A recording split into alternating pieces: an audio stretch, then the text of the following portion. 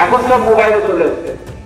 আগে দেখতাম আমার নানাজি আমার দাদু রেডিও শুনতো, রেডিও ছিল আগে। এখন কিন্তু বাড়িতে রেডিও কারোর পাবেন না, সব মোবাইল হয়ে গেছে। অ্যালার্ম ক্লক ছিল, ঘুম থেকে উঠতে হবে, পড়াশোনা করতে হবে, অ্যালার্ম ক্লক ছিল। এখন কিন্তু বাড়িতে অ্যালার্ম ক্লক নেই। মানে হয়তো কারোর বাড়িতে থাকলে পারে বা বেগার হয়ে গেছে, সব হয়ে গেছে মোবাইল। হাত ঘড়ি করার ওপরে সেখানে হয়তো 10 জনের হাতে ঘড়ি নেই, মোবাইল আছে তো ঘড়ি রাখবে না। এগুলো তো খুব ভালো, আমার সমস্ত জিনিসটাকে কম্প্যাক্ট করে একটা ছোট্ট জিনিসে নিয়ে এসছে। কিন্তু প্রত্যেকটা জিনিস এই টেকনোলজি সুফলের সাথে সাথে কিন্তু ফল নিয়ে আসে। সুফল মানে কি খারাপ জিনিস নিয়ে আসে। কি নিয়ে আসছে? এই মোবাইল আসাতে সমাজে অনেক ক্ষতি হয়েছে, সেটা সবাই এই জিনিসটা সমর্থন করবে। কিন্তু আমরা আজকে আলোচনা করবো এই সাইবার ক্রাইম নিয়ে, সাইবার ফ্রড নিয়ে। এই মোবাইলে বা এই ইন্টারনেট বা মোবাইল অ্যাকচুয়ালি একটা কম্পিউটার, একটা ছোট্ট কম্পিউটার। এটা এই কম্পিউটারে কিভাবে সাইবার ক্রাইম হচ্ছে, সাইবার ক্রাইম কি, সেগুলো নিয়েই আমাদের আলোচনার বিষয়। তো সাইবার ক্রাইম জানতে গেলে প্রথমে জানি ক্রাইম বা অপরাধ জিনিসটা কি। আমরা অপরাধ বলতে কি বলি? যেটা আইন অমান্য কাজ, যেটা করলে সহজ ভাষায় পুলিশে ধরবে সেটাই ক্রাইম।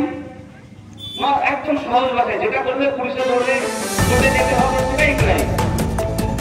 সাইবার ক্রাইম হলো ঠিক সেই জিনিস যেটা অনলাইন ব্যবহার করে করছে।